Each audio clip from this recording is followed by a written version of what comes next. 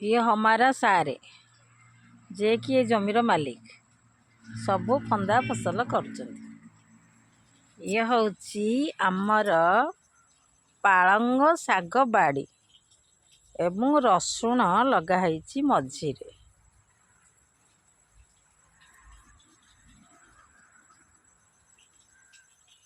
ये हूँ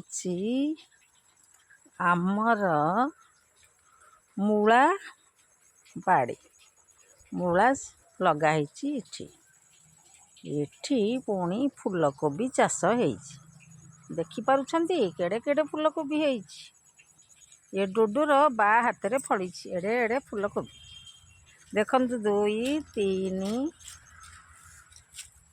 वाह वाह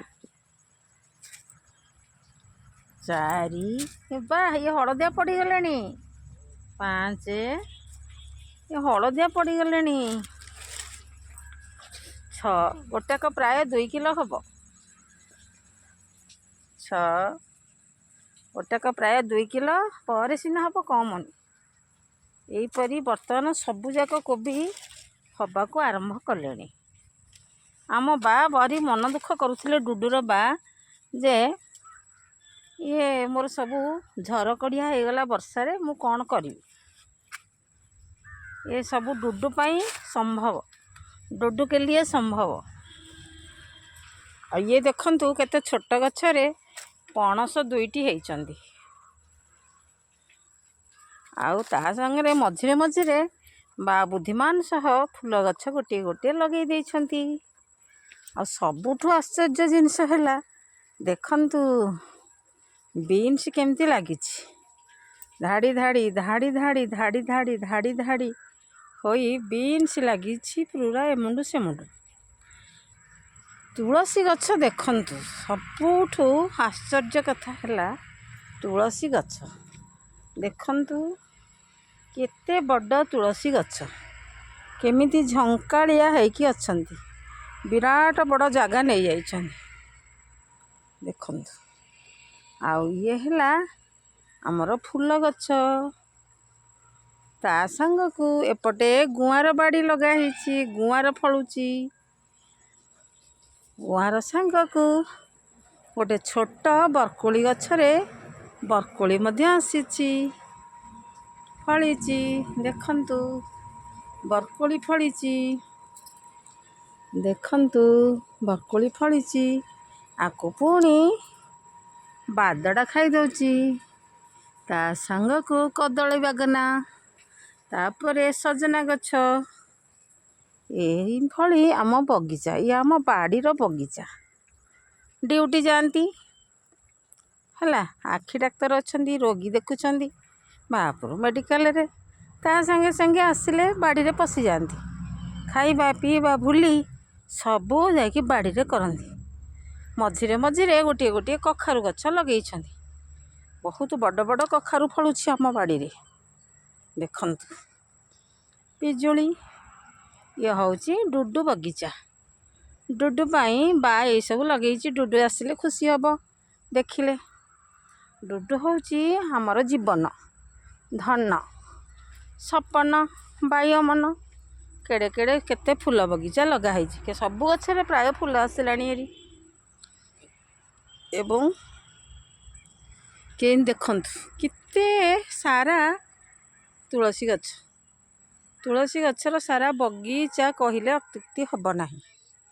ये भी आहरी सजना गछ मूले विराट बड़ तुलसी गछ जुआड़े देखिए खाली तुलसी गछ ये सब हूँ आम बाड़ीर सौंदर्य स्वयं विष्णु एठी वास करिसेंती।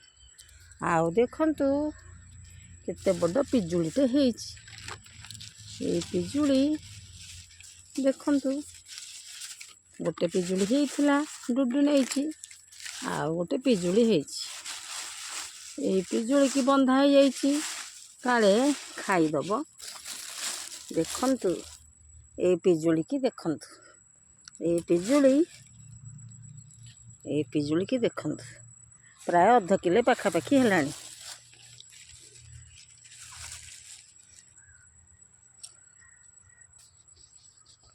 ତାପରେ ଦେଖନ୍ତୁ କେତେ ସୁନ୍ଦର ଆମ ବାଡ଼ି। ଆମ ବଡ଼ି ବଗିଚାରେ ସବୁ ଗଛ ପ୍ରାୟ ଅଛି। ତାପରେ ଫୁଲକୋବି ଦେଖିଥିଲେ, ଏବେ ଆମେ ଦେଖିବା ବନ୍ଧାକୋବି। ବନ୍ଧାକୋବି ଗୋଟାକ ପ୍ରାୟ 3 କିଲୋ ପାଖାପାଖି ହେବ। ବଗିଚାର ବନ୍ଧାକୋବି ଦେଖନ୍ତୁ ଦେଖନ୍ତୁ ଦେଖନ୍ତୁ, ଡୁଡୁର କୋବି ଏଇଠି ଦେଖନ୍ତୁ କେଡ଼େ ବଡ଼ କୋବି।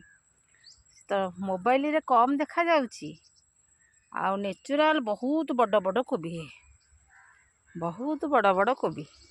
କୋବି ସାଙ୍ଗରେ ବାହାରେ ପଟ ଫୁଲ ପୁରା ଫୁଟିଯିବି ବଗିଚା। ଇଏ ଲଙ୍କା ଗଛ, ଆଉ ଇଏ ହେଉଛି ଆମର ଆମ୍ବ ଗଛ। ଆଉ ଇଏ ଦେଖନ୍ତୁ କେତେ ବଡ଼ ବଡ଼ ବା ଫଳେଇଛନ୍ତି, କେତେ ବଡ଼ ବଡ଼ କୋବି। ବାବା, ଗୋଟାକ ପ୍ରାୟ 3 କିଲୋ ପରେ ହେବ। ଫୁଲକୋବି 2 କିଲୋ 2.5 କିଲୋ ପରେ ହେବ। ଇଏ ବନ୍ଧା ଦେଖନ୍ତୁ କେତେ ବଡ଼ ବଡ଼ ବନ୍ଧା, ଆହୁରି ବି ବଡ଼ ହେବ। ଇଏ ହେଉଛି ଟମାଟୋ ଗଛ।